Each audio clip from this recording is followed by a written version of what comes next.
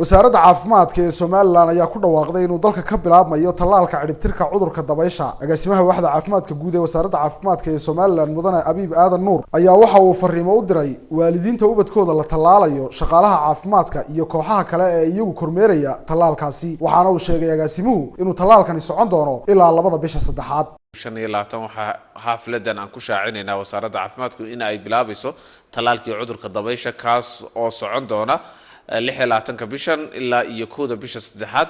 Tallaalkan waxa lagu beegsanayaa cudurka dabaysha ciribtirkiisii kaas oo ay wehelinayso kiniinka gooryaanka lagala dagaalamo carruurta daadoodu ka yartahay 5 sano.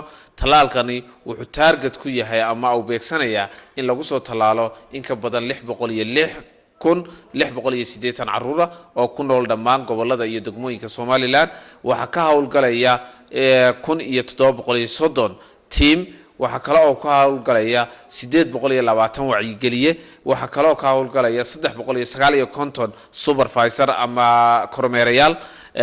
inta waxana ay hawshani loogu jeedayo ujeedadiisu tahay in lagu ciribtiro cudurka dabaysha ayna wehelinayso kiniinka gooryaanku. sababta loogu daray kiniinka gooryaanku waxa weeyaan maadaama ay dalka ka jiraan abaaro xuni ayna saameyn badan ku yeelatay carruurta daadoodu ka yartahay 5 sano. waxa awoodooda nafaqana ay hoos u dhacday.